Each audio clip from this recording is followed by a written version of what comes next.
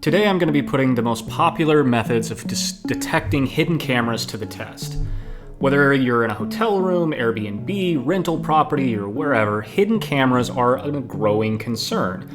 But the question is, what is the best way to actually catch these things? There's a lot of gimmicks out there, there's a lot of products that people sell, so I'm actually going to show you the easiest and cheapest and most effective way to actually find these things. It's effective.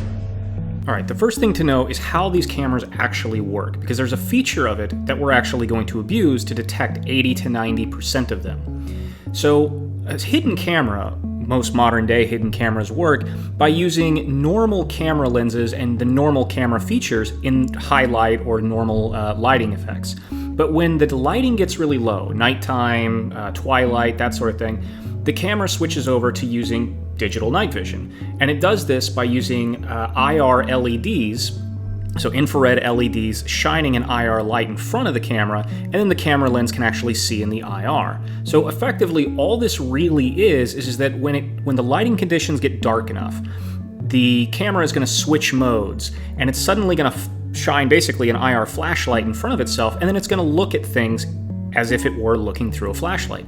That's it. That's the concept that we're going to abuse on how to catch most of these things.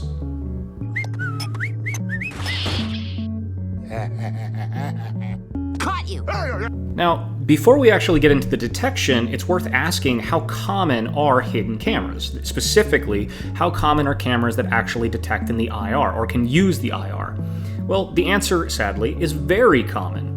A quick look at Amazon's first few pages show that between 80 and 90% of all hidden cameras offered on their websites advertise an IR feature. Now, these devices, these hidden cameras, come in all forms. They can be hidden as USB chargers, alarm clocks, smoke detectors, picture frames, even air purifiers. These things can appear to be anything. And of course, you always have the standard, just really, really tiny camera. But they can appear to be anything, and most of them cost anywhere from $50 to $100, sometimes even less. But here's the core of this. According to a quick search, the global hidden camera market is valued at around $2 billion in 2024, and it's projected to be $6 billion by 2030. If you actually look at some of these products, they might be marketed as hidden camera, nanny cam, whatever, tiny camera. But some of these have been sold tens of thousands, if not hundreds of thousands of times on different platforms and the like. And again, this entire industry is billions of dollars. So this is unfortunately a growing market. All right, so we're going to compare three different methods: a cell phone, a thermal camera, and digital night vision. And the first one we're going to start off with is a cell phone. Now, your cell phone can see in the IR, which is awesome, right? Because everybody always has a smartphone with them.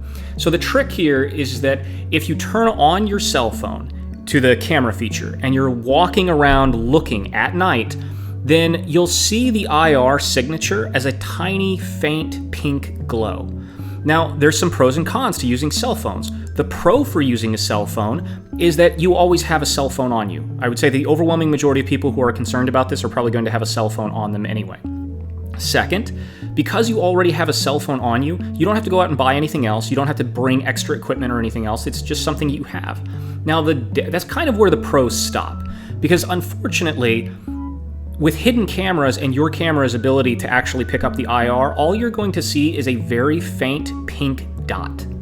And while you might be able to see the pink dot if you're looking directly at it, it can be really hard to spot because some of these hidden cameras, the way that they have their filters set up or mesh netting in front of it, you can only see the pink dot if you're looking right at where the lens is pointed. All right, so here what I'm doing is I'm looking down a hallway through a cell phone camera at night looking for a hidden camera. And you can't see it. But right about now it comes into focus, but it's still really hard to see. And so sometimes that can be really tricky. But the easiest way to spot it is to turn all the lights off, wait until nighttime, close the curtains, whatever you need to do, and then look around the room for any light sources. Then run your cell phone and look around to see, do you see an actual pink dot? If you do, awesome. Now, the other thing that you can do to understand how this looks is that if you shine your TV remote directly at your cell phone camera while you're looking through it, you'll see a pulsating pink glow. That's what you're looking for. Now, the downside, of course, is that pink dot can be very faint, and it can be far enough away that you're not going to notice. So it's fine, it's okay. I would rate this at like a C tier kind of ability. Next, thermal cameras. Now, thermal cameras are awesome at seeing anything that's registering hot in thermal, right? So anything that's, running, any kind of mechanical device. The downside to doing thermal, however, is a lot of hidden cameras are hidden inside other devices that are normally running. So air purifiers, smoke detectors, alarm clocks, televisions, all kinds of things. And because these things are normally running, they're going to be hot. And so can be very tricky to spot if there's actually a hidden camera just with a thermal camera. Best case scenario, you have a hidden camera that is sitting out on its own in a potted plant or hidden somewhere, and it's clearly not supposed to be red hot. So that's the best case scenario. So here, if we're looking at the hallway example again, here you're looking down a hallway at only a camera. So now ignore all of the equalizing, and you can see the IR camera once you're looking at it. It comes off as a pink, or actually just a glowing orb, right? Because it's hot.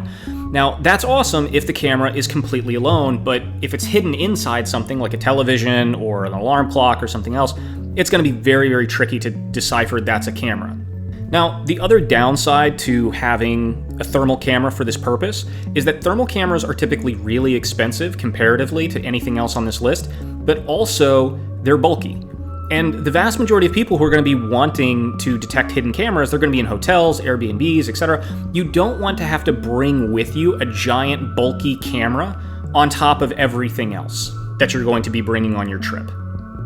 So I would kind of rate a thermal camera as like a D tier. I mean, it's even worse than the cell phone because it's not something that you have on you. You have to spend extra money for it. It's really bulky. It's also pretty delicate. You can't bang these things around. So it's not something that I would really recommend to use for this purpose. All right, but that gets us into, I guess, the S tier, the best tier device, in my opinion, and that's to use a device that actually sees in the same wavelength as the hidden camera. So, and that comes into the form of digital night vision. Digital night vision works exactly the same way as a hidden camera does, or any camera at night that has IR capabilities. It shines an IR flashlight in front of it, and then it can see in the IR. So basically, it's just like if you were to walk into a dark room and use a normal flashlight in front of you, it's the flashlight that allows you to see everything around you. So by using digital night vision in a room, again, turn off all the lights, close the blinds, whatever you need to do, and then you just use digital night vision where you are not shining IR light in front of you, any hidden camera that has an IR feature, which again, that's 80 to 90% of all hidden cameras, will look as if someone's shining a flashlight out of a device. So here, if the device was hidden inside of an alarm clock, or if the device was hidden inside a potted plant, or a smoke detector, or anything else, and all the lights are turned off, then as soon as you use digital night vision, it's going to look like somebody shining a flashlight out of that device, and it's going to stand out instantly. It's very, very obvious. You'll walk into a room, and it's just going to look like people are shining flashlights out of everything, depending on how many hidden cameras there are.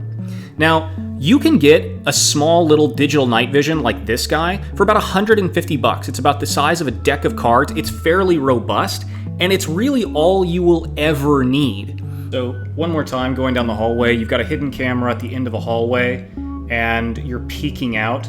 But you'll notice in this instance, even when you're looking at the carpet, nowhere near the camera, it literally looks like someone shining a flashlight at you. So incredibly easy to spot, and you can spot it even when you're not looking at it. You just look in the general direction, and it looks like someone shining a flashlight, down the hallway. It's almost impossible to not notice these things. And since 80 to 90% of all hidden cameras are running IR lights of some kind, again, there's nothing on this list, or really ever, that would compete with the ease of spotting basically flashlights in a room.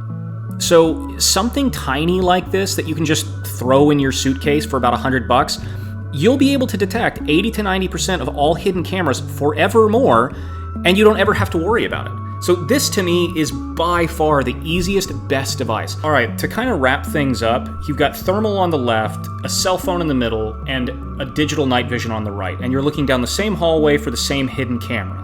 And you can kind of see for yourself that as soon as you look in the general direction, the digital night vision device, you already sees basically a flashlight shining at you. The thermal camera, you have to be looking right at the thing before you see the red hot, and that's assuming that the hidden camera is alone, because if it's hidden inside of a clock or a smoke detector or anything else with heat, you're never going to notice it. It's going to be very tricky. And the cell phone is easy, it's great, it's cheap, you always have it on you, but you have to be looking right at the thing. So in my opinion, for convenience sake, the cell phone obviously wins out simply because you're always going to have it. But as far as detection goes, it's kind of crap.